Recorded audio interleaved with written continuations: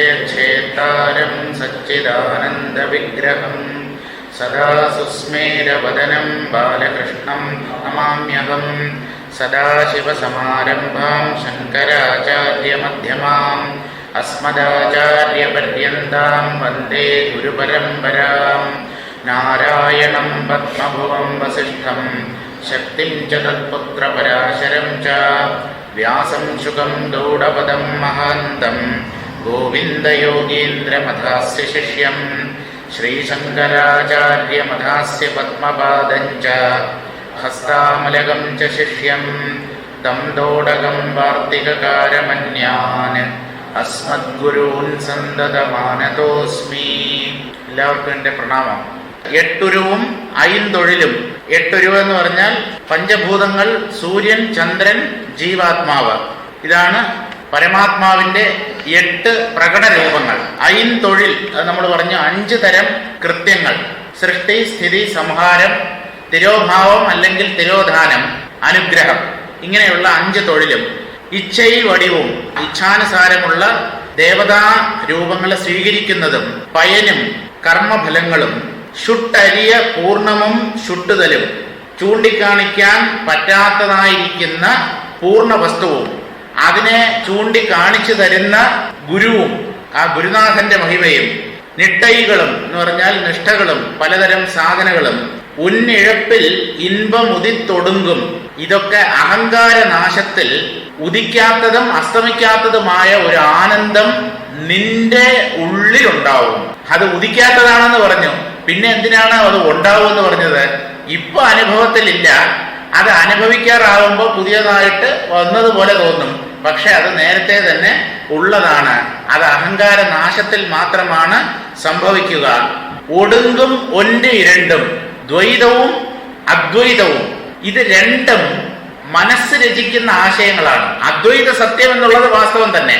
പക്ഷെ ഈ 1, 2 എന്നുള്ള ഭാവനകൾ അദ്വൈത സത്യത്തിൽ മറഞ്ഞു പോകും എന്നാണ്.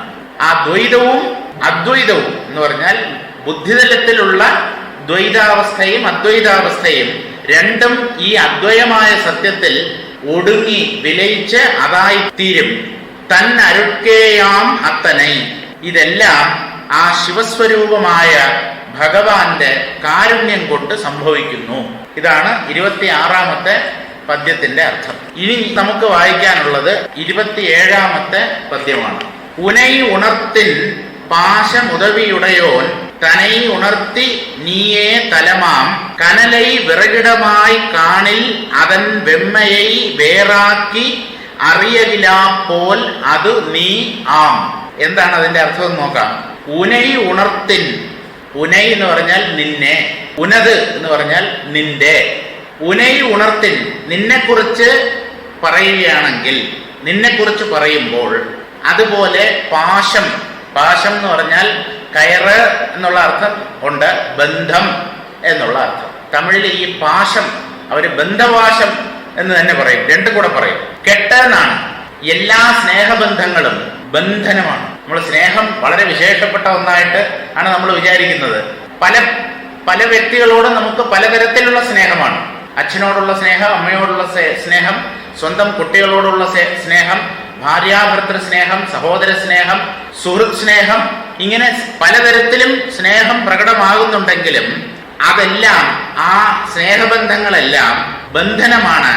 അപ്പോ നിന്നെക്കുറിച്ച് പറയുകയാണെങ്കിലും അല്ലെങ്കിൽ ഈ ലോകത്തിന്റെ ബന്ധനം എന്നുള്ള സ്ഥിതിയെക്കുറിച്ച് പറഞ്ഞാലും ഉദവി ഉടയോൻ. ഉദവി എന്ന് പറഞ്ഞാൽ സഹായം എന്നാണ് തമിഴില് അർത്ഥം. ഉദവി, അവൻ എനിക്ക് ഉദവി കൊണ്ടിന എന്ന് പറഞ്ഞാൽ സഹായം ചെയ്തു എന്നാണ്. ഉദവി ഉടയോൻ എന്ന് പറഞ്ഞാൽ നമ്മളെ സഹായിക്കാൻ സദാ സന്നദ്ധനായിരിക്കുന്ന ജഗദീശ്വരൻ, ഈ ആത്മാവ് എന്ന് തന്നെയാണ് അർത്ഥം. ഉദവി ഉടയോൻ, നമ്മുടെ ജീവഭാവത്തിന്റെ തന്നെ ആധാരമായി വർത്തിക്കുന്ന സത്യം. ഇത് മൂന്നും, അതായത് ജീവനെക്കുറിച്ച് പറഞ്ഞാലും ജീവൻ ഉണ്ടെന്ന് ജീവൻ കരുതുന്ന ബന്ധത്തെക്കുറിച്ച് പറഞ്ഞാലും ആ ജീവന്റെ അധിഷ്ഠാനം അല്ലെങ്കിൽ ആധാരം ആയ സഹായം, ആ സർവേശ്വരൻ, അദ്ദേഹത്തെക്കുറിച്ച് പറഞ്ഞാലും തനൈ ഉണർത്തിൻ നീയേ തലമാം. ഈ മൂന്നിന്റെയും ആധാരം നീയാണ് എന്നറിഞ്ഞുകൊള്ളൂ എന്ന് പറഞ്ഞാൽ അന്തിമമായി ഈ ജീവൻ ബ്രഹ്മം തന്നെയാണ്. ആ ജീവഭാവം ഭ്രമമാണ് എന്നുള്ളത് ശരി. പക്ഷെ ഏത് ഭ്രമത്തിനും ഒരു അധിഷ്ഠാനം വേണ്ടേ? അധിഷ്ഠാനമല്ലേ ഭ്രമമായി ഭ്രമത്തിൽ അകപ്പെടുമ്പോൾ മറ്റൊന്നായി തെറ്റിദ്ധരിക്കപ്പെടുന്നത്? അങ്ങനെ നോക്കിയാൽ തന്നെ ഉണർത്തിൻ, നിന്നോട് ഞാൻ സത്യം പറയുകയാണെങ്കിൽ നീയേ തലമാം. തലം എന്ന് പറഞ്ഞാൽ അധിഷ്ഠാനം എന്നർത്ഥം. നീ തന്നെയാണ് എല്ലാറ്റിൻ്റെയും ആധാരം. ജീവഭാവത്തിൻ്റെയും നിനക്കുണ്ടെന്ന് നീ വിചാരിക്കുന്ന ബന്ധത്തിൻ്റെയും നിന്റെ ആധാരമെന്ന് നീ കരുതുന്ന ഒരു സർവേശ്വരന്റെയും ഈ മൂന്നിന്റെയും ആധാരം നീ തന്നെ എന്നാണ് പറയുന്നത്. അതായത് തത്വമസി ഉപദേശിക്കുകയാണ്. തത്വമസി മഹാവാക്യം ഉണ്ടല്ലോ ഛാന്തോക്യോപനിഷത്തിലെ, അതിനെയാണ് ഇങ്ങനെ പറയുന്നത്. നീയേ തലമാം, നീ തന്നെയാണ് ഈ മൂന്നിന്റെയും അധിഷ്ഠാനം. ഏതുപോലെ കനലൈ വിറകിടമായി കാണിൽ അവൻ വെമ്മയെ വേറാക്കി അറിയലിലാപ്പോൾ അതു നീ ആം. കനലൈ വിറകിടമായി കാണിൽ എന്ന് പറഞ്ഞാൽ വിറകിൽ അഗ്നി എന്ന പോലെ നോക്കുകയാണെങ്കിൽ, ഒരു വിറക് കത്തുകയാണ്, അഗ്നിയുടെ ആധാരം വിറക് എന്നാണ് നമ്മൾ പറയുക. വിറകില്ലെങ്കിൽ അഗ്നിക്ക് പ്രകടമാവാനും പറ്റില്ല, തുടർന്ന് ജ്വലിക്കാനും സാധ്യമല്ല. അപ്പൊ കനൽ എന്ന് പറഞ്ഞാൽ അവിടെ അഗ്നിയാണ്. നമ്മുടെ കനൽ കട്ടകൾ എന്നുള്ള അർത്ഥത്തിലല്ല, കനൽ എന്ന് പറഞ്ഞാൽ തന്നെ അഗ്നി എന്നാണ്. വിറകിന് ആധാരമായി അല്ലെങ്കിൽ വിറകിൽ പ്രകടമാകുന്ന അഗ്നിയെ, വിറകുണ്ടെങ്കിലാണ് അഗ്നി അതിലൂടെ തന്നെ പ്രകടമാക്കുന്നത്. കനലൈ വിറകിടമായി കാണിൽ, അങ്ങനെ നോക്കിയാൽ വെമ്മയെ വേറാക്കി അറിയകിലാപ്പോൾ. വെമ്മൈ എന്ന് പറഞ്ഞാൽ ഉഷ്ണം, ചൂട് എന്നർത്ഥം. അഗ്നിക്ക് രണ്ട് തരം പ്രകടനങ്ങളാണുള്ളത്. ഒന്ന് അഗ്നിയുടെ പ്രകാശം, മറ്റൊന്ന് അഗ്നിയുടെ ചൂട്. വെമ്മൈ എന്ന് പറഞ്ഞാൽ ഉഷ്ണം, അതിന്റെ ആ ചൂടിനെ വേറാക്കി അറിയകിലാപ്പോൾ. അഗ്നിയെ അതിന്റെ ചൂടിൽ നിന്ന് ഭിന്നമായി നമുക്കറിയാൻ സാധ്യമല്ല. എവിടെ അഗ്നി ഉണ്ടോ അവിടെ ചൂടുണ്ടാവും, അത് നിയമമാണ്. അപ്പോൾ ആ ഉഷ്ണത്തെ അഗ്നിയിൽ നിന്ന് വേർതിരിക്കാൻ മാറ്റാൻ സാധ്യമല്ല. അത് നീ ആം. എങ്ങനെയാണോ അഗ്നിയെയും അഗ്നിയുടെ ഔഷ്ണ്യത്തെയും വേർതിരിക്കാൻ പറ്റാത്തത്, അതുപോലെ അത് നീ ആം. അത് എന്ന് പറഞ്ഞാൽ മലയാളത്തിലെ അത് തന്നെ. അത് നീ എന്ന് പറഞ്ഞാൽ അതും മലയാളത്തിലെ നീ തന്നെ. ആം എന്ന് പറഞ്ഞാൽ ആകുന്നു എന്നർത്ഥം. നീ അതാകുന്നു എന്ന് പറഞ്ഞാൽ തത്വമസി എന്നർത്ഥം. അത് നീ ആം എന്ന് പറഞ്ഞാൽ ആ സർവേശ്വരൻ, ആ ബോധ തത്വം തന്നെയാണ് നീ. അവിടെ നീ എന്ന് പറഞ്ഞാൽ ആ അഹങ്കാരത്തോടു കൂടിയ ജീവനെ അല്ല ഉദ്ദേശിക്കുന്നത്, അഹങ്കാരത്തിനും ആധാരമായ ബ്രഹ്മത്തെ തന്നെയാണ് അവിടെ ഉദ്ദേശിക്കുന്നത്. ജീവരൂപത്തിൽ പ്രകടമാകുന്ന ബ്രഹ്മത്തെ നോക്കിയാണ് നീ ഈ പ്രപഞ്ചരൂപത്തിൽ പ്രകടമാകുന്ന ബ്രഹ്മം തന്നെ എന്ന് പറഞ്ഞത്. അപ്പൊ ഒരിക്കലും ജീവനെ നോക്കിയല്ല തത്വമസി ഉപദേശിക്കുന്നത്. നല്ലതുപോലെ മനസ്സിലാക്കണം, അതിന്റെ വാച്യാർത്ഥം എടുക്കരുത്. ഒരു വ്യക്തിയെ നോക്കി അല്ലെങ്കിൽ ഒരു ശിഷ്യനെ നോക്കി ഗുരു നീ അതാണ് എന്ന് പറയുമ്പോ ജീവന്റെ ഉള്ളിലെ ഞാനിനെയാണ് അവിടെ നീ എന്നുള്ള പദം കൊണ്ട് അർത്ഥമാക്കുന്നത്. പക്ഷെ ഗുരു അർത്ഥമാക്കുന്നത് അതല്ല. ഈ അഹങ്കാരത്തിന്റെയും അധിഷ്ഠാനമായ അഹങ്കാര രൂപത്തിൽ പ്രകടമാകുന്ന ബ്രഹ്മത്തെയാണ് നീ എന്ന പദം കൊണ്ട് ചൂണ്ടിക്കാണിക്കുന്നത്. അത് എങ്ങും നിറഞ്ഞു നിൽക്കുന്ന ആ ബ്രഹ്മം തന്നെയാണ്. അത് തിരിച്ചറിയൂ. അങ്ങനെ ആ ജീവഭാവത്തെ ഉപേക്ഷിച്ചിട്ട് ബോധം തന്റെ വ്യാപകമായ സ്വരൂപത്തെ അറിഞ്ഞാൽ ജ്ഞാനമായി. അത് നീ ആം എന്നതുകൊണ്ടാണ് പറയുന്നത്. നീ അതാണ്. ഈ ബോധത്തെ നമുക്ക് അഗ്നിയോട് ഉപമിച്ചാൽ ആ ബോധത്തിന്റെ ചൂട് എന്ന് പറയുന്നത് വ്യക്തിബോധമാണ്. എന്ന് പറഞ്ഞാൽ ഞാൻ എന്നുള്ള ഭാവം, അഹങ്കാരം. ആ അഗ്നിയുടെ ചൂടാണ് വ്യക്തിബോധം. ആ അഗ്നിയുടെ പ്രകാശമോ ലോകബന്ധമാണ്. ഈ രണ്ടംശങ്ങളും ഉണ്ട് ബ്രഹ്മത്തിൽ. അത് ജീവഭാവത്തിലും പ്രകടമാകുന്നു, പ്രപഞ്ചമായിട്ടും പ്രകടമാകുന്നു. അപ്പൊ ഈ അഗ്നിയുടെ ചൂട് അഗ്നിയിൽ നിന്ന് വേറല്ലാത്തതുപോലെ എന്ന് പറഞ്ഞാൽ നിന്റെ ഉള്ളിലെ ഞാൻ ബോധം, അഹംബോധം എങ്ങും നിറഞ്ഞു നിൽക്കുന്ന പരമാത്മാവ് തന്നെയാണ് എന്നാണ് ഗുരു ശിഷ്യനെ നോക്കി ഉപദേശിക്കുന്നത്. ഇനി നമുക്കതിന്റെ ആ മലയാള വ്യാഖ്യാനം കൂടെ വായിക്കാം.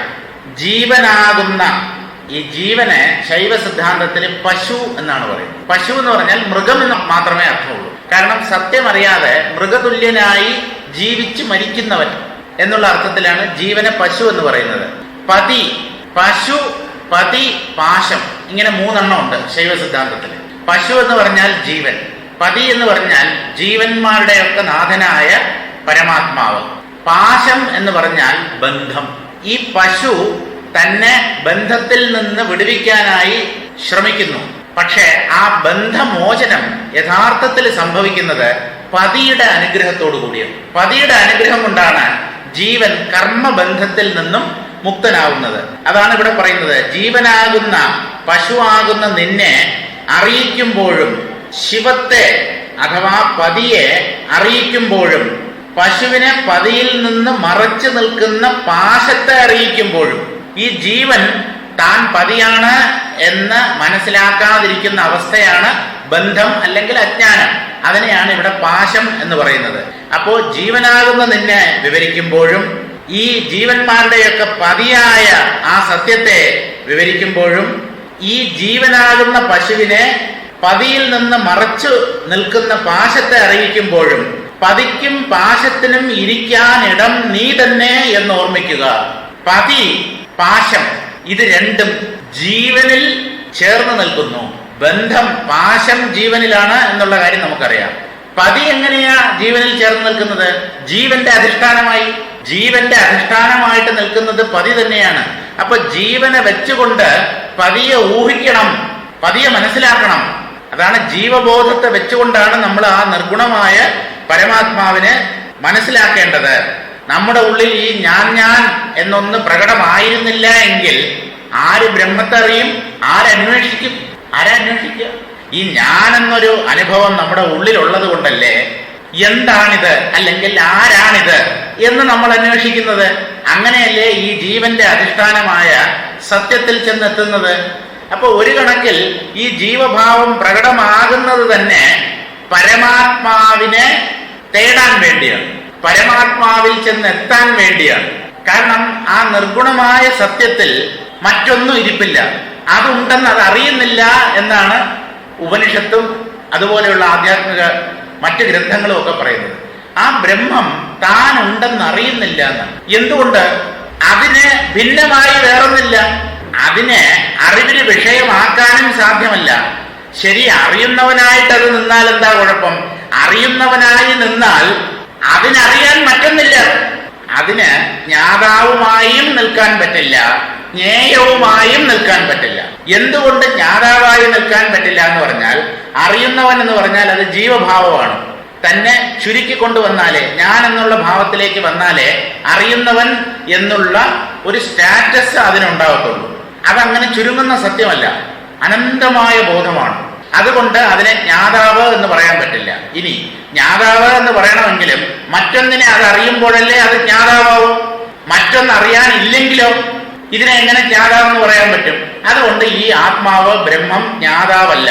ഇനി ജ്ഞേയമാണെന്ന് പറയാൻ പറ്റുമോ? അറിയപ്പെടുന്നതാണ് എന്ന് പറയാൻ പറ്റുമോ? അതെങ്ങനെ? ഇത് അറിവിന് വിഷയമാവുന്ന ഒന്നല്ല. ഇത് അറിവിന് വിഷയമായിരുന്നുവെങ്കിൽ അതിനെ അറിയുന്നതാരാ? ഇതിനന്യമായി മറ്റൊന്നുമില്ല. ഈ ബ്രഹ്മത്തെ നമ്മൾ ജ്ഞേയം എന്ന് പറഞ്ഞാൽ അതിന്റെ ജ്ഞാതാവാരാ? അറിയുന്നവനാരാ? ഇതിനന്യമായിട്ട് അറിയുന്നവൻ എന്നൊന്നില്ലല്ലോ. ചുരുക്കം എന്താ?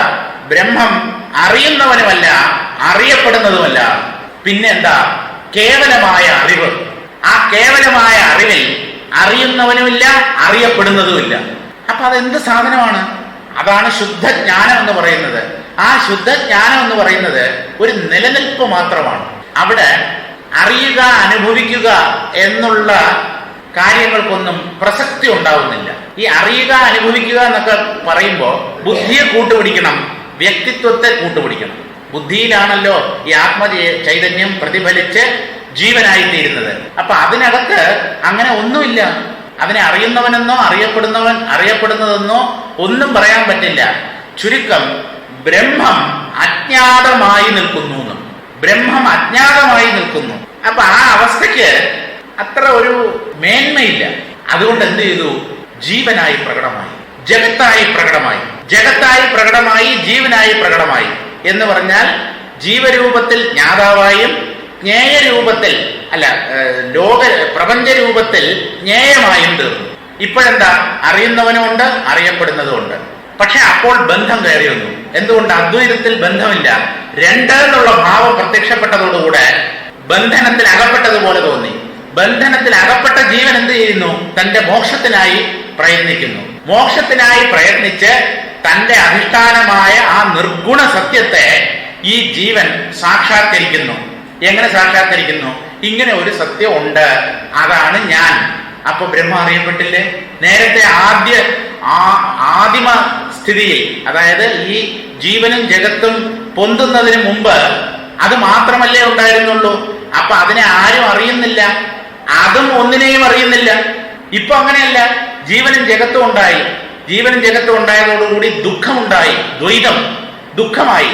ആ ദുഃഖത്തിൽ നിന്ന് രക്ഷപ്പെടാൻ ജീവൻ പ്രയത്നിച്ചു. ജീവൻ പ്രയത്നിച്ച് തന്റെ അധിഷ്ഠാനമായ ആ സത്യത്തെ കണ്ടു. അങ്ങനെ ഒന്നുണ്ട്. അത് രേഖപ്പെടുത്തുന്നതാരാ? ജീവരൂപത്തിലുള്ള ബ്രഹ്മം. ബ്രഹ്മത്തിന്റെ ശുദ്ധമായ നിലയിലാണ് അത് അതിനെ അറിയാതിരിക്കുന്നത്. ജീവന്റെ തലത്തിൽ ആ സൂക്ഷ്മമായ ബുദ്ധി കൊണ്ട് ഈ സത്യം സാക്ഷാത്കരിക്കപ്പെടുമ്പോൾ ആ സത്യത്തെ ജീവൻ അറിയുന്നു. അത് ഞാനാണെന്നാണ് അറിയുന്നത്. അപ്പൊ ഒരു കണക്കിൽ ബ്രഹ്മം തന്നെ അറിയിക്കാൻ, അല്ലെങ്കിൽ തന്റെ അസ്തിത്വത്തെ പ്രകടമാക്കാൻ വേണ്ടി നടത്തുന്ന നാടകമല്ലേ ഈ ജീവന്റെയും പ്രപഞ്ചത്തിന്റെയും വേഷം കെട്ടൽ? അറിയാനും ഒന്നുമില്ല, അറിയാനും ആളില്ല. അങ്ങനെയുള്ള ഒന്ന് ഉണ്ടെന്ന് ആര് പറയും? എന്തെങ്കിലും പറയണമെങ്കിൽ അത് വേണ്ടേ പറയാൻ? അത് മാത്രമല്ലേ ഉള്ളൂ. പക്ഷെ അതിന് പറയാനും പറ്റില്ല. അദ്വൈതമായ സത്യമാണ്. അങ്ങനെ ജീവനും ജഗത്തും ഉണ്ടായപ്പോ ജീവൻ തന്റെ അധിഷ്ഠാനമായ സത്യത്തെ സാക്ഷാത്കരിക്കുമ്പോൾ അങ്ങനെ ഒരു സത്യമുണ്ട് എന്ന് ആ സത്യം സ്വയം സന്തോഷിക്കുന്നു എന്ന് വേണമെങ്കിൽ പറയാം. സ്വയം സന്തോഷിക്കും. അതുവരെ അറിയപ്പെടാതിരുന്നതാണ്. ഇപ്പോ ജീവരൂപത്തിൽ താൻ തന്നെ പ്രകടമായിട്ട്, ജഗത് രൂപത്തിലും താൻ തന്നെ പ്രകടമായിട്ട്, അപ്പോ ബന്ധമുണ്ടായി, ദുഃഖമുണ്ടായി. ആ ബന്ധത്തിൽ നിന്ന് മുക്തനാകാൻ വേണ്ടി തന്റെ അധിഷ്ഠാനത്തെ അന്വേഷിച്ച് കണ്ടുപിടിച്ച് ഞാൻ ബ്രഹ്മമാണ് എന്ന് ആ ജീവൻ സാക്ഷാത്കരിക്കുമ്പോ ജീവനും സന്തോഷം. ബ്രഹ്മത്തിന് സന്തോഷമുണ്ടോ എന്നുള്ളത് നമ്മൾ നോക്കണ്ട. ജീവന് സന്തോഷം എന്ന് പറഞ്ഞാൽ ജീവരൂപത്തിലുള്ള ബ്രഹ്മത്തിന് സന്തോഷം എന്നാണ് അർത്ഥം. ഈ ജ്ഞാനിയല്ലേ അനന്തമായ സുഖം അനുഭവിക്കുന്നത്. അഹങ്കാരത്തെ ഒരു നിഴല് പോലെയെങ്കിലും വച്ചുകൊണ്ട് ഈ സത്യത്തെ പ്രപഞ്ചത്തിന് പറഞ്ഞു കൊടുക്കുന്നത്, ലോകർക്ക് ഇങ്ങനൊരു സത്യമുണ്ട് എന്ന് വെളിപ്പെടുത്തി കൊടുക്കുന്നത് ജീവരൂപത്തിലുള്ള ബ്രഹ്മമാണ്. അപ്പോ ഇങ്ങനെ ഒരു നാടകം നടത്തുന്നു ആ ജഗദീശ്വരൻ. നാടകമാടും അരും പൊരുളേ എന്നാണ് ശ്രീനാരായണ ഗുരു പറയുന്നത്. ഇങ്ങനെ ഒരു പ്രപഞ്ച ലീല ജീവനും ജഗത്തുമായി വേഷം കെട്ടി ഒരേ സത്യം തന്നെ കളിക്കുന്നു. അപ്പോ ഈ പതിക്കും പാശത്തിനും ഇരിക്കാൻ ഇടം നീ തന്നെ എന്ന് ഓർമ്മിക്കുക. കാഷ്ഠത്തിൽ അവ്യക്തമായിരുന്ന അഗ്നി കടഞ്ഞതിൽ പിന്നീട് വ്യക്തമാകുമ്പോൾ ആ അഗ്നി വേറെ ഉഷ്ണം വേറെ എന്ന് രണ്ടാകുന്നില്ലല്ലോ. അതുപോലെ മുക്തിയിലും 3 വസ്തുക്കളും ശിവത്തിൽ അടങ്ങിയിരിക്കുകയാകുന്നു. 3 എന്ന് പറഞ്ഞാൽ പശു, പതി, പാശം. ശിവം എന്ന് പറഞ്ഞാൽ പതി തന്നെ, പക്ഷെ അവിടെ ഈ 3 വ്യത്യസ്ത ഭാവങ്ങളില്ല. 3ഉം കൂടെ ചേർന്ന അദ്വൈതമായ സ്ഥിതിയാണ് ശിവതത്വം. അപ്പൊ ആ ശിവത്തിൽ ചെന്നെത്താനാണ് ഈ പശുവായ ജീവൻ പ്രയത്നിക്കേണ്ടത്. അതുപോലെ മുക്തിയിലും 3 വസ്തുക്കളും ശിവത്തിൽ അടങ്ങിയിരിക്കുകയാകുന്നു. ഇപ്പോഴും ആ ശിവം തന്നെയാണ് നീ എന്ന് ധരിച്ചുകൊള്ളുക. മുക്തിയിൽ ഇത് 3ഉം കൂടെ ഒന്നാവും. അവിടെ അദ്വൈതമായ സ്ഥിതി മാത്രമേ ഉള്ളൂ. പക്ഷേ ഈ 3ആയിരിക്കുമ്പോഴും വാസ്തവത്തിൽ ഒന്നേ ഉള്ളൂ. ആ പതി തന്നെയാണ് പാശബദ്ധനായ പശു എന്ന പോലെ കാണപ്പെടുന്നത്. ആ പാശത്തെ നീക്കിയാൽ പശു പതിയാകും, ജീവൻ ബ്രഹ്മമാകും എന്നർത്ഥം. ഇപ്പോഴും ആ ശിവം തന്നെയാണ് നീ എന്ന് ധരിച്ചുകൊള്ളുക. തത്വമസി എന്ന മഹാവാക്യസാരം ഇവിടെ പ്രതിപാദിച്ചിരിക്കുകയാകുന്നു. അത് ഞാൻ പറഞ്ഞതാണ്. ഇനി നമുക്ക് 28ാമത്തെ പദ്യത്തിലേക്ക് കടക്കാം. വിടാതവത്തൈ മൂടി വിടംപുശിത്താർ പോല ഷെടാദികളും ശേതനനും ചേർന്ന് പടാതുവിടും അച്ചൈ കഴറ്റിനരുൾ വഴി നീ അവഴി ഉൻ ഇച്ചൈ പൊരുൺ മലം എൻഡൻ.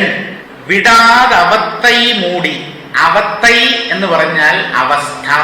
വിടാതെ, വിടാതെ, ഉപേക്ഷിക്കാതെ, തള്ളിക്കളയാൻ പറ്റാതെ എപ്പോഴും മൂന്നവസ്ഥകൾ ഈ ജീവനെ പിടികൂടിയിരിക്കുന്നു. ഏതാണ് ആ മൂന്നവസ്ഥകൾ? ജാഗ്രത്, സ്വപ്ന, സുഷുപ്തി. മാറി മാറി വരികയാണ്. ജാഗ്രത്തിൽ നിന്ന് സ്വപ്നം, സ്വപ്നത്തിൽ നിന്ന് സുഷുപ്തി, സുഷുപ്തിയിൽ നിന്ന് തിരിച്ച് സ്വപ്നത്തിൽ വന്നിട്ട് ജാഗ്രതത്തിലേക്ക് വരാം, അല്ലെങ്കിൽ നേരിട്ട് തന്നെ ജാഗ്രതത്തിലേക്കും വരാം.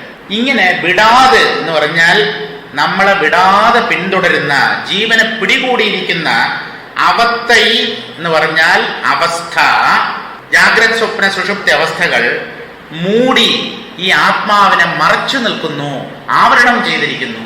ജാഗ്രതും ആവരണമാണ്, സ്വപ്നവും ആവരണമാണ്, സുഷുപ്തിയും ആവരണമാണ്. എന്തുകൊണ്ട് ഈ മൂന്നവസ്ഥകളെയും ആവരണം എന്ന് പറഞ്ഞു എന്ന് ചോദിച്ചാൽ, ഈ മൂന്നവസ്ഥയിലും താൻ ആത്മാവാണെന്ന് ജീവൻ അറിയുന്നില്ല. അപ്പൊ മറയുണ്ട് എന്നാണ്. അതുകൊണ്ടാണ് ഈ മൂന്നവസ്ഥകളും ആവരണം തന്നെയാണ് എന്ന് പറഞ്ഞത്. വിടാതെ അവസ്ഥയെ മൂടി, ഇങ്ങനെ ഈ അവസ്ഥകൾ ആത്മാവിനെ മൂടുമ്പോൾ വിടം പുഷിത്താർ പോലെ, വിടം വിഷം, വിഷം ഭുജിച്ചതുപോലെ എന്ന് പറഞ്ഞാൽ വിഷം കഴിച്ചവൻ, വിഷം കുടിച്ചവൻ എന്താ? അയാളുടെ ശരീരത്തിൽ മുഴുവൻ വിഷം വ്യാപിക്കും, ഇന്ദ്രിയങ്ങളൊന്നും പ്രവർത്തിക്കില്ല, അവസാനം മരണവും സംഭവിക്കും. ഈ ജീവൻ അതുകൊണ്ടാണ് ജനിച്ചു മരിക്കുന്നത് എന്നാണ്. എന്തുകൊണ്ട് ജീവൻ ജനിച്ചു മരിക്കുന്നു?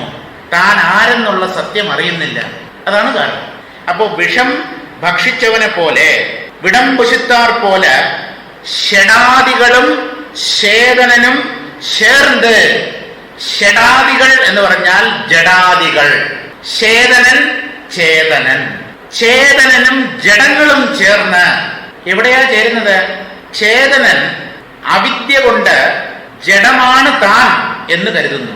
നമുക്കൊക്കെ നമ്മുടെ ശരീരമാണ് എന്നൊരനുഭവം ഉണ്ടല്ലോ. അനുഭവമല്ല, ഉറച്ച വിശ്വാസമാണ്. ആരെങ്കിലും അങ്ങനെ അല്ല എന്ന് പറഞ്ഞാൽ നാം അവരോട് തർക്കിക്കും.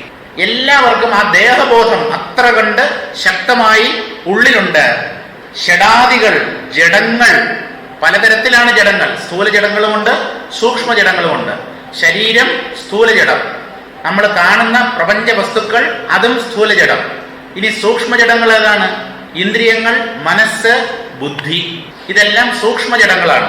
ഈ ജഡാദികൾ എന്ന് പറഞ്ഞാൽ ഈ ജഡം തുടങ്ങിയവകളും പലതരത്തിലുള്ള ജഡപ്രകടനങ്ങളും ചേതനനും എന്ന് പറഞ്ഞാൽ ചേതനനും രണ്ടുപേരും ചേർന്ന്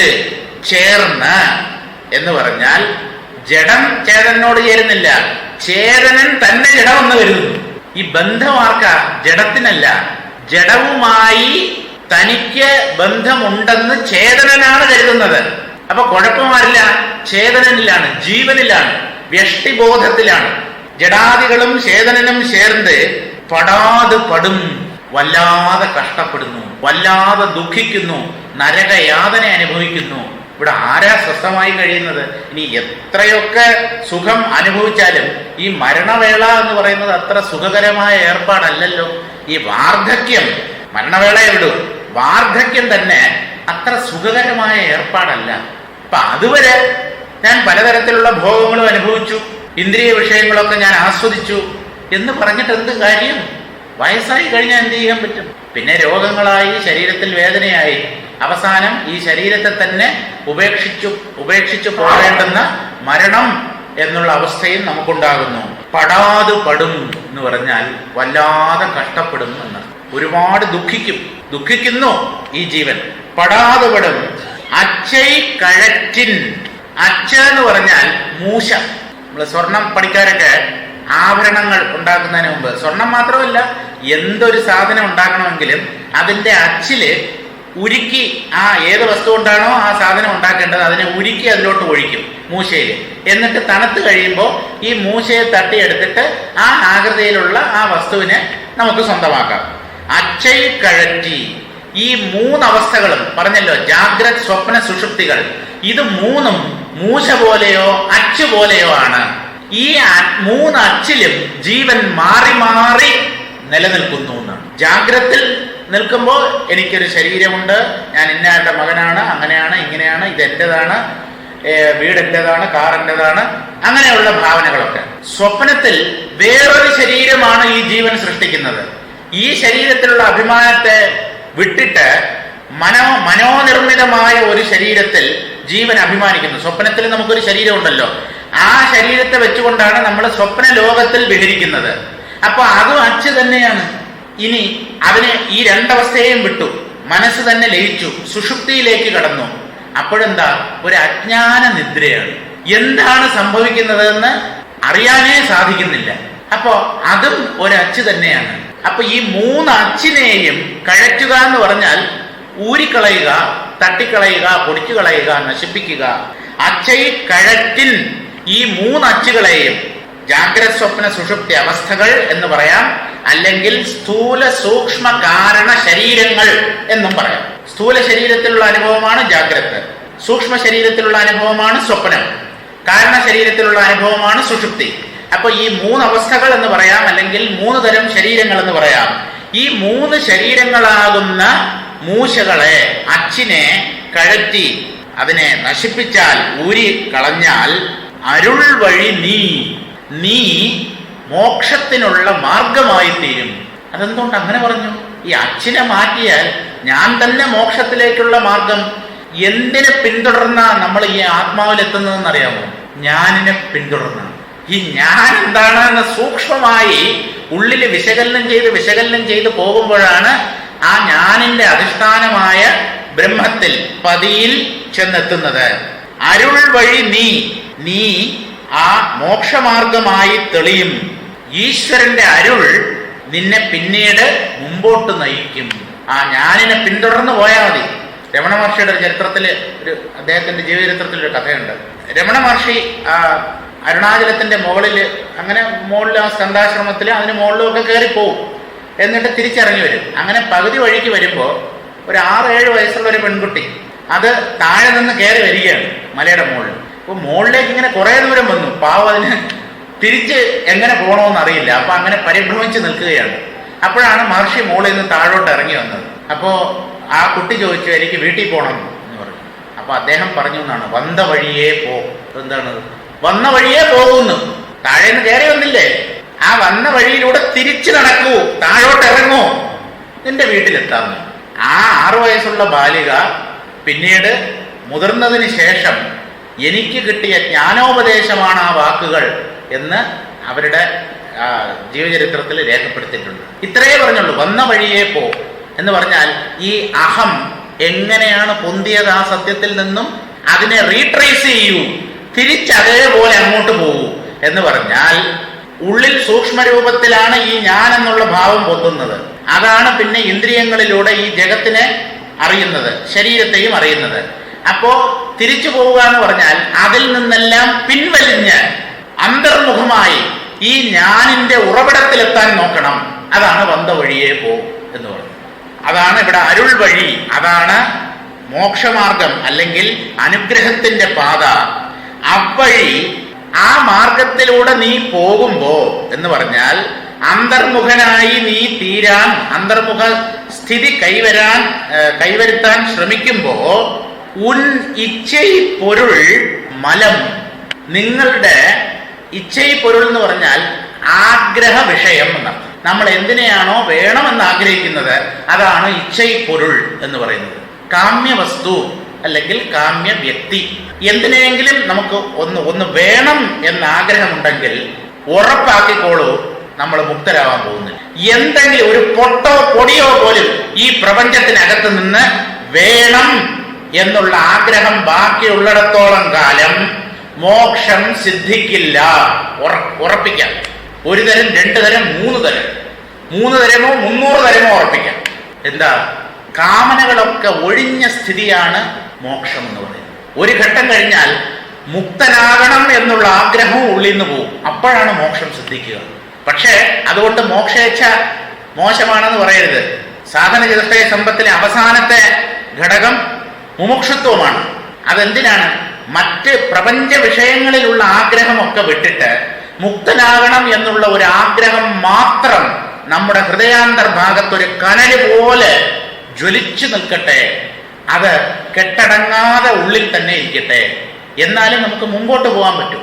പക്ഷേ യഥാർത്ഥത്തിൽ മുക്തനാകുമ്പോൾ അല്ലെങ്കിൽ ആ മുക്തി എന്നുള്ള നിലയ്ക്ക് തൊട്ട് മുൻപ് ഈ മുക്തനാകണം എന്നുള്ള ആഗ്രഹവും ഉള്ളിൽ നിന്നും, അത് അവസാനം പോകുന്ന ആഗ്രഹം. മോക്ഷേച്ഛ, മോക്ഷം പോലും എനിക്ക് വേണ്ട. അങ്ങനെ ഒരു ഭാവത്തിൽ നമ്മുടെ ബുദ്ധി എത്തിയാൽ നമ്മൾ മുക്തനായി എന്നാണ് മനസ്സിലാക്കേണ്ടത്. മോക്ഷം കിട്ടാതെ പോയി എന്നല്ല, മോക്ഷത്തിനുള്ള ആഗ്രഹവും എൻ്റെ ഉള്ളിൽ നിന്നും അപ്രത്യക്ഷമായല്ലോ എന്ന് ചോദിച്ചാൽ നിങ്ങൾ മുക്തനായി. മുക്തനായത് കൊണ്ടാണ് ആ ആഗ്രഹവും ഉള്ളിൽ നിന്ന് നീങ്ങിയത്. അപ്പോ ആ മോക്ഷമാർഗത്തിൽ ഉൻ ഇച്ഛൈ പൊരുൾ, പൊരുൾ മലം, അതാണ് പൊരുൺമലം. സന്ധിയിൽ അങ്ങനെയാണ് വരുന്നത്. ഉൻ ഇച്ഛൈ പൊരുൾ, നീ ആഗ്രഹിക്കുന്ന വസ്തു അല്ലെങ്കിൽ വ്യക്തി, മലം, അത് ഒരു അശുദ്ധിയായി, മാലിന്യമായി, തടസ്സമായി നിൽക്കും. അത് ആ ഒരു മലമുണ്ടെങ്കിൽ മറ്റ് 2 മലങ്ങളും കൂടെ അതിൻ്റെ കൂടെ വന്ന് ചേരും. നമ്മൾ 3 മലങ്ങളുണ്ടെന്നാണ് ഈ ശൈവശാസ്ത്രത്തിൽ പറയാറുള്ളത്. ആണവം, കർമ്മം, മായ, ഇതാണ് മുമ്മലങ്ങൾ. ഇതിൽ ആണവ മലമാണ് ഏറ്റവും ശക്തം. കർമ്മവും മായയും വിട്ടുപോയാലും ആണവം ബാക്കിയുണ്ടാവും. ഞാൻ എന്നുള്ള ഭാവം, അഹങ്കാരം, അത് അവസാനമേ പോകും.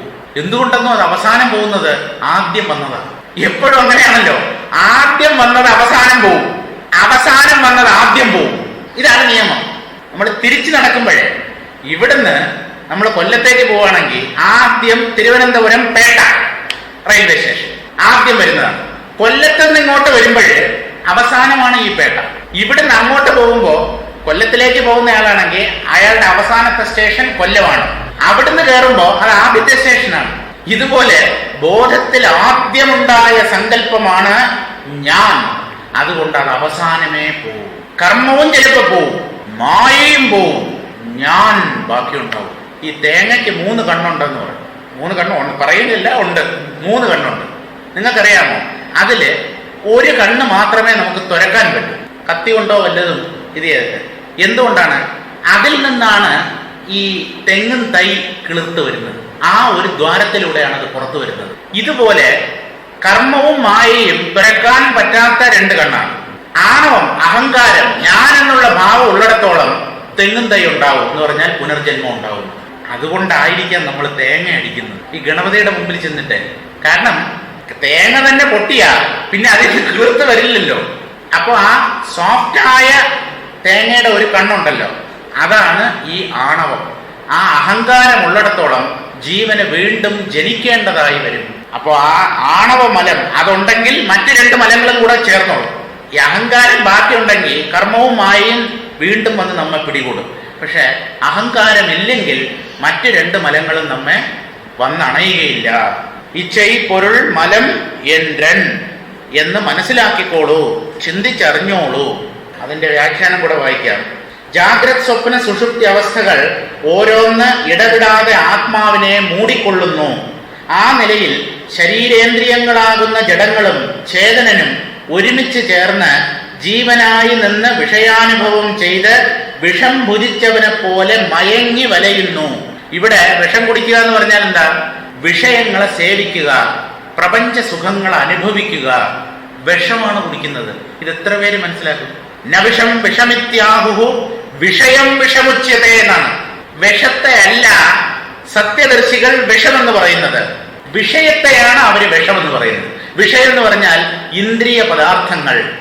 5 ഇന്ദ്രിയങ്ങളും മനസ്സും കൊണ്ട് നമ്മൾ എന്തിനെയൊക്കെ ഗ്രഹിക്കുന്നുവോ അതൊക്കെ വിഷയങ്ങളാണ്. അവയാണ് യഥാർത്ഥത്തിലുള്ള വിഷം. മുക്തിമിച്ഛസി ചേത്താത വിഷയം വിഷവത്യജ. അഷ്ടാവക്ര ഗീതയില് അഷ്ടാവക്രൻ ജനകനെ പറഞ്ഞു കേൾപ്പിക്കുകയാണ്. കുഞ്ഞെ എന്നാണ് വിളിക്കുന്നത് എല്ലായിടത്തും. ചക്രവർത്തിയാണ് ജനകൻ.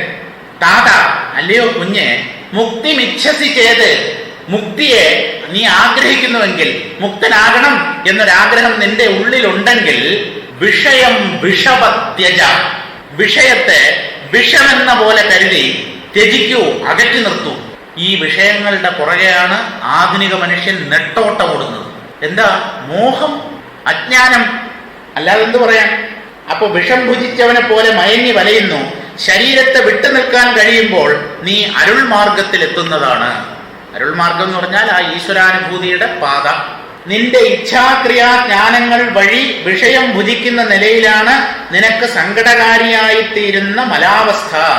ഇച്ഛാക്രിയാജ്ഞാനം, ഇച്ഛ ആഗ്രഹം, ആഗ്രഹത്തെ തുടർന്ന് അത് സാധിക്കാനുള്ള കർമ്മം ആ കർമ്മം കൊണ്ട് ഞാനൊന്ന് നേടി എന്നുള്ള അനുഭവം അല്ലെങ്കിൽ അറിവ്. ഇച്ഛാശക്തി, ക്രിയാശക്തി, ജ്ഞാനശക്തി ഈശ്വരന്റെ അല്ലെങ്കിൽ ദൈവീ ശക്തിയായിട്ടാണ് ഈ മൂന്നിനെയും പറയുന്നത്. പക്ഷെ അത് തന്നെ ജീവനിലും പ്രകടമാകുന്നുണ്ട്. ആഗ്രഹമനുസരിച്ച് രൂപം പ്രാപിക്കുന്ന ശരീരനിലയെയാണ് അച്ച് എന്ന സംജ്ഞയാൽ പറഞ്ഞിരിക്കുന്നത്. ആഗ്രഹമനുസരിച്ചാണ് ശരീരം ഉണ്ടാവുന്നത്. ഓരോ ജീവനും ഇപ്പോഴുള്ള ശരീരത്തെ ഉപേക്ഷിച്ച് മരണവേളയിൽ ആ പ്രാണൻ പുറത്തു കടക്കുമ്പോൾ ഏത് ആഗ്രഹമാണോ ആ ജീവന്റെ മനസ്സിൽ പ്രധാനമായി പൊന്തി വരുന്നത്, അത് പൂർത്തിയാക്കാൻ വേണ്ടിയുള്ള ഒരു ജന്മമായിരിക്കും ആ ജീവന് കിട്ടുന്നത്. ഇതാണ് നിയമം.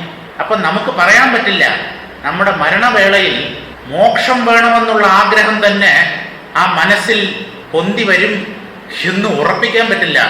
ഉറപ്പിക്കാൻ പറ്റും, ജീവിതം മുഴുവൻ ആ മോക്ഷം വേണമെന്നുള്ള ആഗ്രഹം നമ്മൾ ഊണിലും ഉറക്കത്തിലും നിലനിർത്തുന്നുണ്ടെങ്കിൽ നമുക്ക് ഉറപ്പിക്കാം അന്ത്യകാലത്തും അതേ ആഗ്രഹം തന്നെ നമ്മുടെ ഉള്ളിൽ പൊന്തി വരും. അല്ലാതെ ഒരു ഗ്യാരണ്ടിയും ഇല്ല.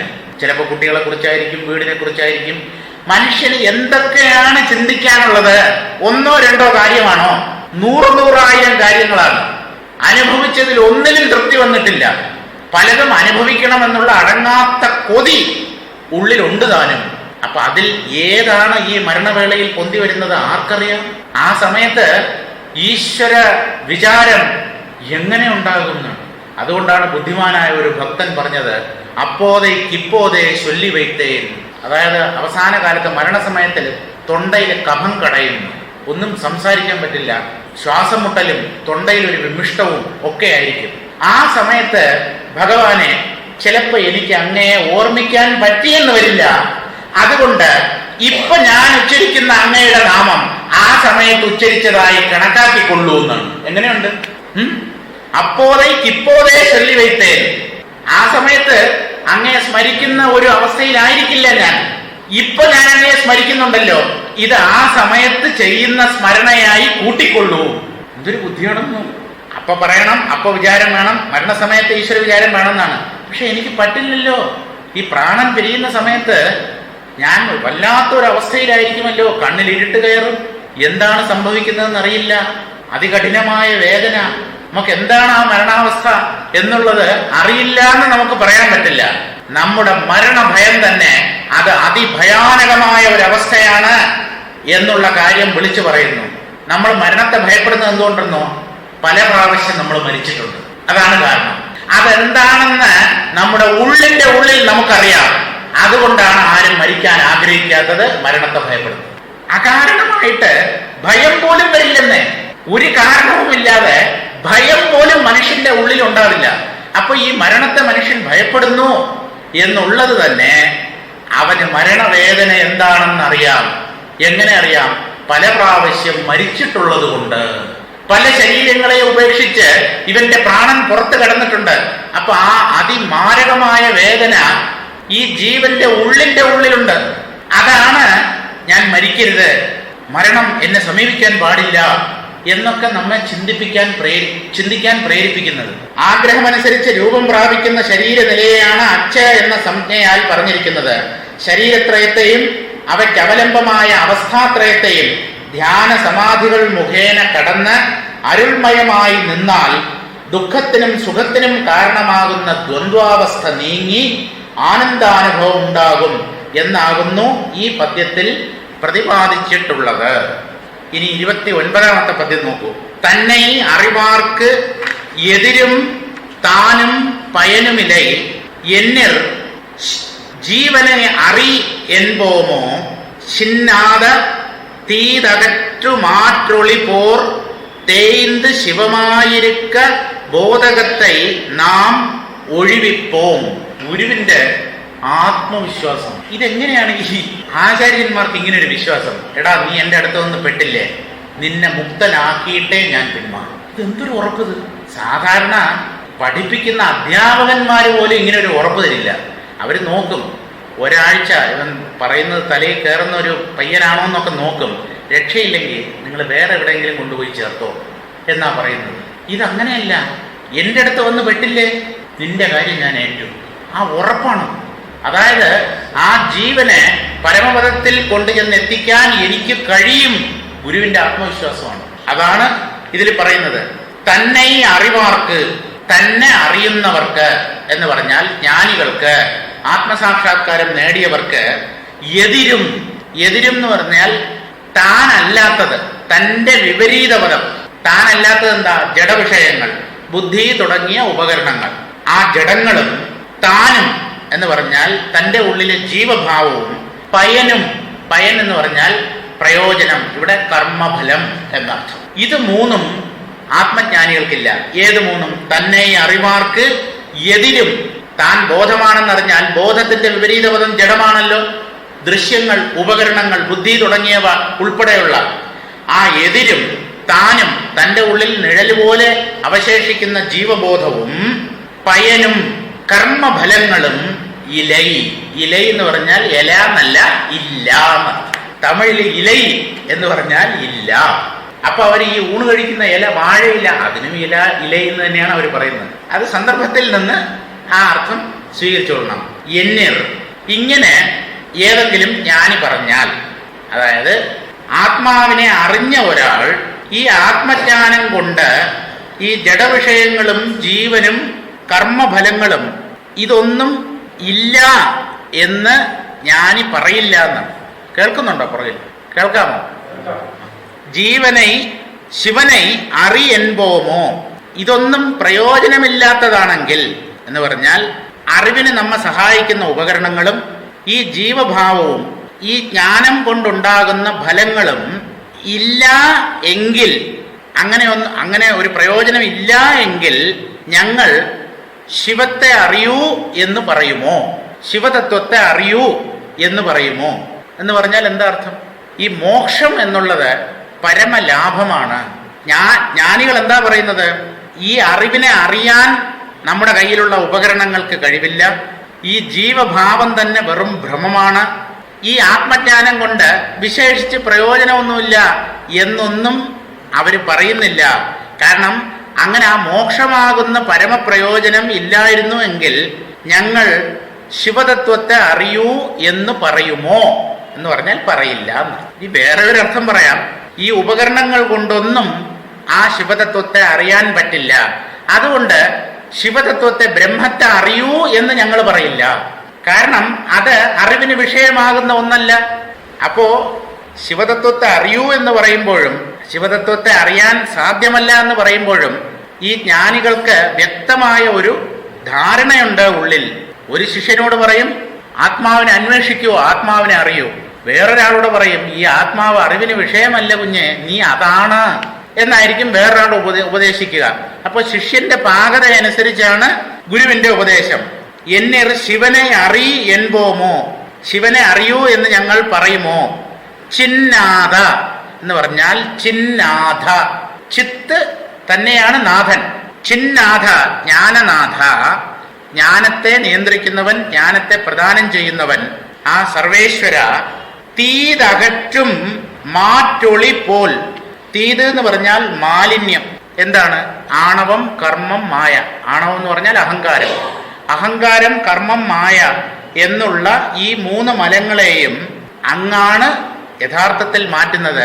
എൻ്റെ സാധന കൊണ്ടല്ല അവ നീങ്ങുന്നത്. അതുകൊണ്ട് അങ്ങാണ് ഈ മൂന്ന് മലങ്ങളിൽ നിന്നും ഞങ്ങളെ രക്ഷിക്കുന്നത്. തീതകറ്റും മാറ്റൊളി പോൽ. മാറ്റ്, പത്തര മാറ്റ് തങ്കം എന്ന് പറയില്ലേ, അതായത് ശുദ്ധ സ്വർണം. ആ ശുദ്ധ സ്വർണത്തിന്റെ ഒളി പോലെ എന്ന് പറഞ്ഞാൽ പ്രകാശം പോലെ, തിളക്കം പോലെ. തേയ്ന്ത് ശിവമായിരിക്ക്. തേയ്ന്ത് എന്ന് പറഞ്ഞാൽ തേഞ്ഞ്. എന്താണ് തേഞ്ഞു പോകേണ്ടത്? അഹങ്കാരം, അവനവന്റെ ഉള്ളിലെ ആ വ്യക്തിബോധം. ആ വ്യക്തിബോധം തേഞ്ഞ് ശിവമായിരിക്ക്, ആ ശിവമായി തന്നെ അവശേഷിക്കാൻ. ബോധകത്തെ എന്ന് പറഞ്ഞാൽ അവിടെ വ്യക്തിബോധത്തെ നാം ഒഴിവിപ്പോം, ഞങ്ങൾ ഇല്ലാതാക്കി തരും. ഗുരുവിന്റെ വാഗ്ദാനമാണ്. ഞങ്ങൾ നിങ്ങളുടെ ഉള്ളിലെ വ്യക്തിബോധത്തെ ഇല്ലാതാക്കി തരും. ഞങ്ങൾ പറയുന്നത് ശ്രദ്ധിക്കൂ, ഞങ്ങളുടെ അടുത്ത് വരൂ, നിങ്ങളുടെ കാര്യം ഞങ്ങൾ ഏറ്റു. അത് വെറും മോഹന വാഗ്ദാനമൊന്നുമല്ല, അത് സത്യമായിട്ട് തന്നെ പറയുകയാണ്. കാരണം അവർ നമ്മെപ്പോലെ ഒരു നിലയിൽ നിന്നിട്ടാണ് ഈ സത്യത്തിലെത്തിയത്. അപ്പൊ അവർക്ക് നല്ലതുപോലെ അറിയാം. വഴി അറിയാവുന്ന ഒരാൾ, മാർഗത്തെക്കുറിച്ച് നല്ല നിശ്ചയമുള്ള ഒരാൾ വേറൊരാളെ ആ വഴിയിലൂടെ നടത്തി ആ ലക്ഷ്യസ്ഥാനത്ത് എത്തിക്കില്ലേ?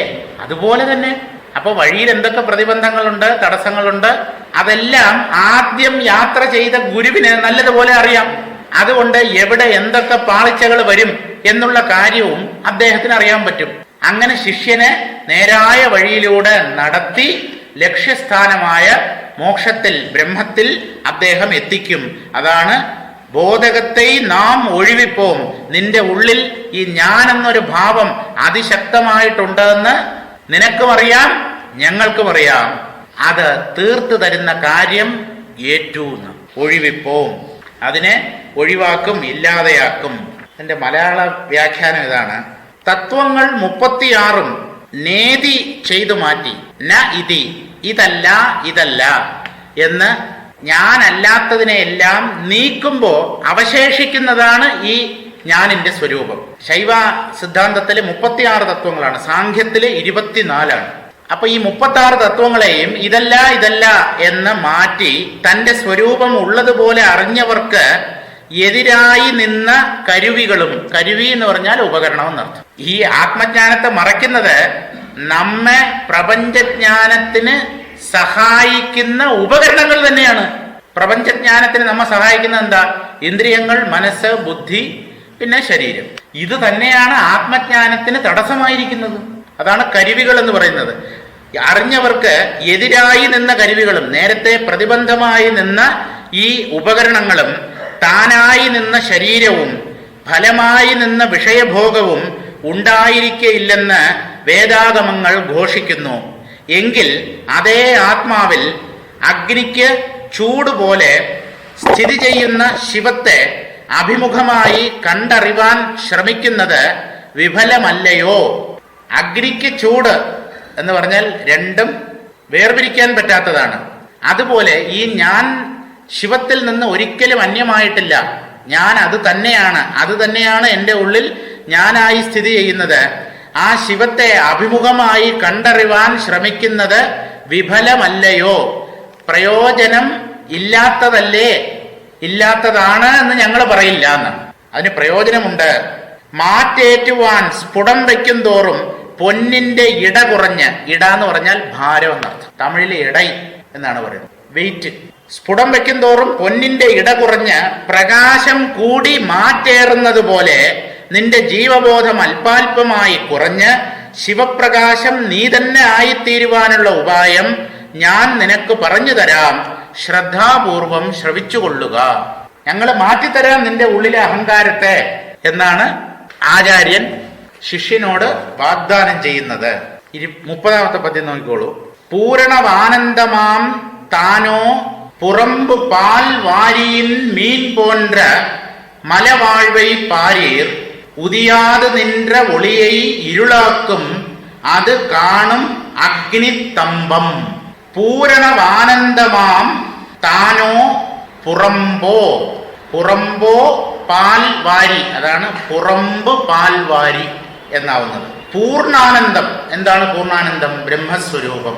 പൂർണ്ണാനന്ദം ആം താനോ പുറമ്പോ. ഈ പരമാത്മ സുഖം അല്ലെങ്കിൽ ആ ബ്രഹ്മാനുഭവം തന്നിൽ നിന്ന് തികച്ചും ഭിന്നമായിട്ടുള്ള ഒന്നാണോ? അല്ല എന്നാണ് പറയുന്നത്. ഈ ഞാനിന്റെ വികാസമാണ് ആത്മാനുഭവം. ഈ ഞാൻ അല്പമായ ചെറിയ ഞാനാണ് അവിടെ നഷ്ടമാവുന്നത്.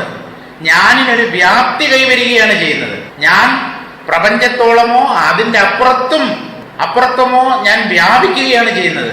അപ്പൊ ഈ ചെറിയ അഹന്തയെ വിടാൻ എന്തിനു മടിക്കണം? എന്തിനാണ് അവിടെ നമുക്കൊരു ഭയം, ഒരു പതർച്ച എന്തിനു വരണം? ധീരമായി മുമ്പോട്ട് പോകൂ. അഹങ്കാര നാശം എന്ന് കേൾക്കുമ്പോൾ തന്നെ തന്നെ നശിപ്പിക്കുക. എന്തിനാ ഈ മെനക്കെട്ട് തന്നെ ഇല്ലാതാക്കുന്നത്? തന്നെ ഇല്ലാതാക്കലല്ല, തന്നെ വ്യാപകതയുള്ളവനാക്കി തീർത്ത് അതിൽ എല്ലാറ്റിനെയും അടക്കാനാണ് ശ്രമിക്കുന്നത്. പ്രപഞ്ചം എന്റെ വ്യാപകതയിൽ ഒടുങ്ങും. അപ്പൊ എനിക്ക് പ്രപഞ്ചത്തിന്റെ ആവശ്യകതയില്ല. പൂർണ്ണവാനന്ദമാം താനോ പുറമ്പ് പാൽ വാരിയിൽ മീൻ പോன்ற. പാൽ വാരി, വാരി ജലം, പാൽ വാരി പാൽ കടൽ. പാൽവാരി മീൻ, പാൽക്കടലിലെ മീനിനെ പോലെ. ആരാ ഈ പാൽക്കടലിലെ മീൻ? ജീവൻ, വ്യക്തി, നമ്മുടെ ഓരോരുത്തരുടെയും ഉള്ളിലുള്ള അഹങ്കാരം, ഞാൻ, അത് പാൽക്കടലിലെ മീൻ പോലെയാണ്. അതെന്തുകൊണ്ടാണ് അങ്ങനെ പറഞ്ഞത്? സാധാരണ കടലിലെ മീൻ എന്ന് പറഞ്ഞാൽ പോരാ. പാൽക്കടൽ എന്ന് പറഞ്ഞാൽ ബോധസമുദ്രം എന്നർത്ഥം. ഈ പാൽക്കടലിൽ ജനിച്ച് അതിൽ നിലനിന്ന് അതിൽ തന്നെ നശിക്കുന്ന മീനിന് ആ പാലിന്റെ രുചി അറിയില്ല. അതാണ് പാൽക്കടലിലെ മീൻ എന്ന് പറഞ്ഞത്. അത് വേറെന്തിനെയൊക്കെ ഭക്ഷിച്ചിട്ട് ഈ പാലിന്റെ സ്വാദറിയാതെ. ഏത് പാൽ? തന്റെ മാതാവായ ആ പാൽക്കടൽ, തന്റെ ജന്മസ്ഥാനമായ പാൽക്കടൽ, അതിൽ തന്നെയാണ് നിലനിൽപ്പ്, അതിൽ തന്നെയാണ് ഇല്ലാതാവുന്നത്. പക്ഷേ ആ പാൽ എന്താണെന്ന് അത് അറിയുന്നില്ല, അതിന്റെ സ്വാദറിയുന്നില്ല. എന്താ കാരണം? ശ്രമിക്കുന്നില്ല. അതാണ് കാരണം. അതാണ് പാൽ വാരിയിൻ മീൻ പോன்ற, പാൽക്കടലിലെ മീൻ പോലെ എന്ന് പറഞ്ഞാൽ എന്താ? മീനിന് ആ പാല് കുടിക്കാൻ യോഗമില്ല. നമ്മുടെ ബോധസമുദ്രത്തിൽ ഉണ്ടായ മീനുകളാണ്, പക്ഷെ നമുക്ക് ബോധം എന്തെന്ന് അറിവില്ല. എത്ര ദയനീയമാണ് നമ്മുടെ അവസ്ഥയെന്ന് നോക്കൂ. ചിന്തിച്ച് നോക്കിയിട്ടെങ്കിലും നമുക്ക് ഈ ആത്മാവിനെ സാക്ഷാത്കരിക്കാൻ ഒരു പ്രചോദനം ഉണ്ടാവട്ടെ. ബോധത്തിൽ ഉണ്ടായതാണ് ഞാനെന്നുള്ള സങ്കല്പം, അതിന്റെ നിലനിൽപ്പും അതിൽ തന്നെ, ഒടുങ്ങുന്നതും അതിൽ തന്നെ. എന്നിട്ട് എനിക്ക് ബോധം എന്തെന്നറിയില്ല. പണ്ടൊരു കഥ പറയാറുണ്ട്. ഒരു മീനിന്റെ കുഞ്ഞ് അമ്മയോട് വന്ന് ചോദിച്ചു, അമ്മേ, ഇത് കടലിലുള്ള മീനാണ്, അമ്മേ ഈ കടൽ എന്ന് പറയുന്നത് എന്താണ്? അപ്പൊ അമ്മ പറഞ്ഞു, മോനെ, നീ കടലിലാണ് ജനിച്ചത്, നീ ഇപ്പൊ നിൽക്കുന്നതും കടലിലാണ്. കുറച്ചു കാലം കഴിഞ്ഞ് നമ്മളൊക്കെ മരിച്ചു പോകും, അപ്പോഴും ഈ കടലിലേക്ക് തന്നെ തിരിച്ചു പോകും. മീൻ കുഞ്ഞുണ്ടോ? അത് മനസ്സിലാക്കുന്നു. അമ്മ എന്തോ പറയുന്നു, ആ കുഞ്ഞ് മനസ്സിലാക്കിയില്ല. ഇതുപോലെയാണ് നമ്മുടെ അവസ്ഥ. നീ ബോധമാണ്, തത്വമസി, തത്വമസി ആവർത്തിച്ച് പറഞ്ഞാലും ആ വാക്യത്തിന്റെ പൊരുൾ മനസ്സിലാക്കാൻ നമുക്ക് സാധിക്കുന്നില്ല. അതുകൊണ്ടാണ് പാൽക്കടലിലെ മീനിനെ പോലെ എന്ന് പറഞ്ഞത്. മലവാഴ്വൈ പാരീർ, നമ്മൾ മലിന ജീവിതം നയിക്കുന്നവരാണ്. സത്യമറിയാത്ത ഏത് ജീവിതവും മലിന ജീവിതം, നിഷ്ഫലം, നിരർത്ഥകം.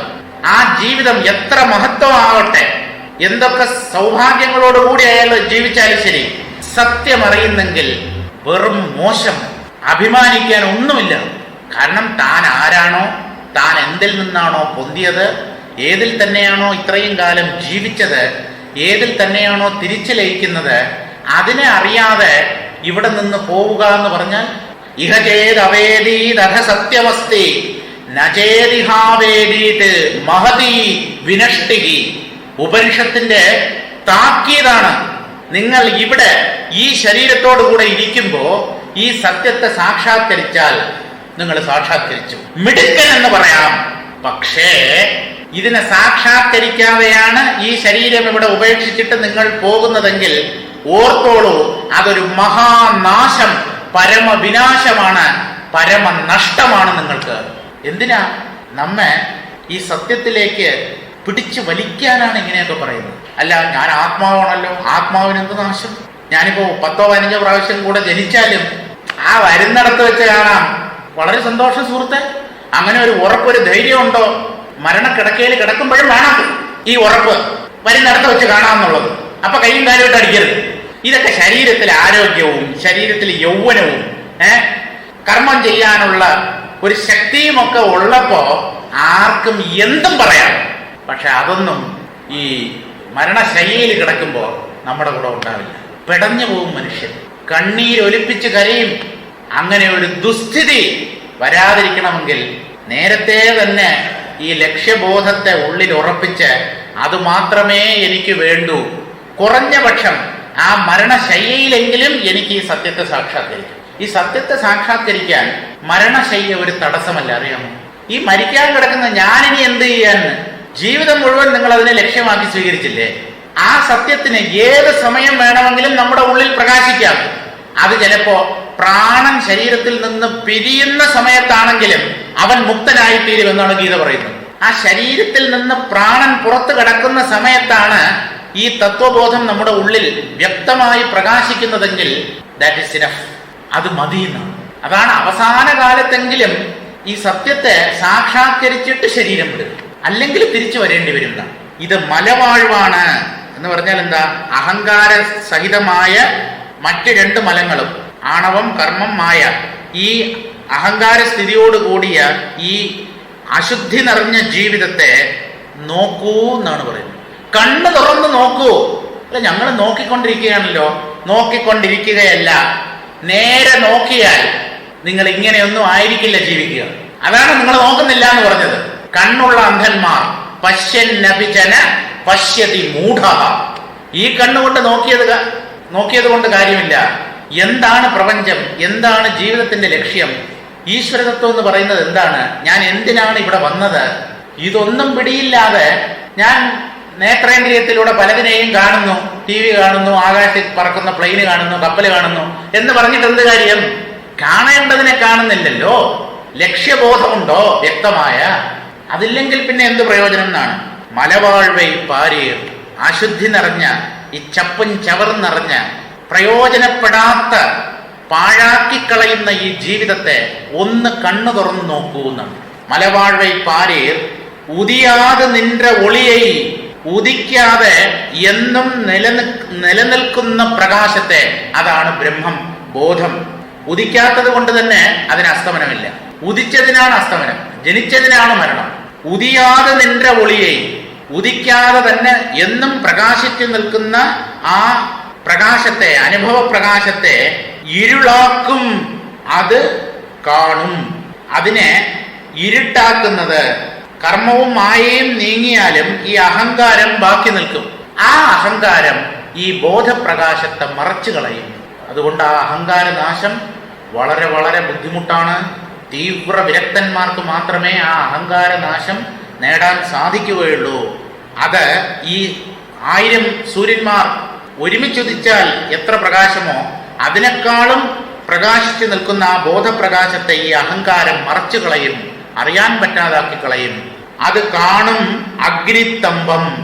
അഗ്നിസ്തംഭം എന്ന് പറഞ്ഞാൽ അഗ്നിസ്തംഭം. സ്തംഭം തന്നെയാണ് തമ്പം എന്ന് തമിഴിൽ പറയുന്നത്. അഗ്നിസ്തംഭനം അതൊരു സിദ്ധിയാണ്, ഒരു കഴിവാണ്. സിദ്ധപുരുഷന്മാർക്ക് സ്വന്തമായിട്ടുള്ള ഒരു കഴിവാണ്. എന്താണ് അഗ്നിസ്തംഭനം? അഗ്നി ജ്വലിച്ചുകൊണ്ടിരിക്കും, പക്ഷെ അതിന് ചൂടുണ്ടാവില്ല. അതിന്റെ നടുക്ക് കൈകൊണ്ട് വെച്ചാലും കൈ പൊള്ളില്ല, ചൂടേ ഉണ്ടാവില്ല. അഗ്നി ജ്വലിക്കുകയാണ്. അവരെന്ത് ചെയ്യുന്നു? അവരുടെ സിദ്ധിവിശേഷം കൊണ്ട് ആ അഗ്നിയുടെ ചൂടിനെ താത്കാലികമായി മാറ്റിക്കളയും. പ്രകാശം ഉണ്ടാവും, അഗ്നി ജ്വലിക്കുകയും ചെയ്യും, പക്ഷെ കൈകൊണ്ട് വെച്ചാൽ ചൂടേയില്ല. അതാണ് അഗ്നിസ്തംഭന വിദ്യ. ഈ അഗ്നിസ്തംഭനം പോലെയാണ് എന്ത്? അതൊരു ഇന്ദ്രജാലമോ സിദ്ധിവിശേഷമോ ഒക്കെയാണ് ഈ അഗ്നിസ്തംഭനം.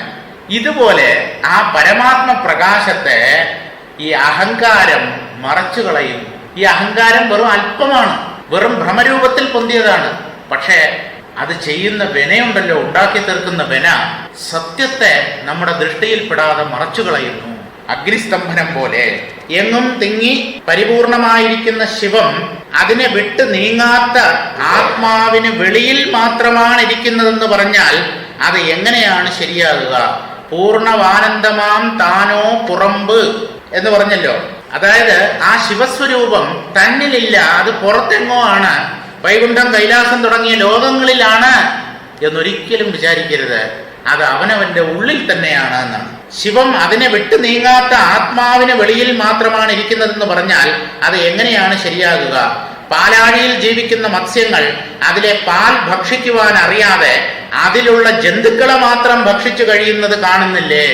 അതാണ് പറഞ്ഞത്, ഈ പാലിന്റെ രസം, ആ പാലിന്റെ മാധുര്യം അനുഭവിക്കാൻ യോഗമില്ലാതെ പോയ മത്സ്യങ്ങൾ, അവ മറ്റ് ജീവികളെയാണ് പിടിച്ചു തിന്നുന്നത്. ഈ പാലിൽ ജനിച്ച് അതിൽ തന്നെ വളർന്ന് അതിൽ തന്നെ ഇല്ലാതാവുന്ന മീനുകൾക്ക് പാലിന്റെ രസം അറിയില്ല എന്ന് പറഞ്ഞാൽ എത്ര ദയനീയം. ഇതുപോലെയാണ് നമ്മുടെ സ്ഥിതി. അങ്ങനെ ഒരു ദയനീയ അവസ്ഥ ഉണ്ടാവരുത്. അതുപോലെ പൂർണ്ണാനന്ദ മധ്യേ സ്ഥിതി ചെയ്യുന്ന ജീവാത്മാക്കൾ ആ ആനന്ദം അറിഞ്ഞടയാതെ, അതിനെ അറിഞ്ഞു വേണം പ്രാപിക്കാൻ. അറിവ് കൊണ്ടാണ് ആ സത്യം പ്രാപിക്കപ്പെടുന്നത്. അതിനെ അങ്ങനെ അറിഞ്ഞടയാതെ മായാമലമാകുന്ന വിഷയങ്ങളെ മാത്രമാണ് രുചിച്ചാനന്ദിക്കുന്നത്.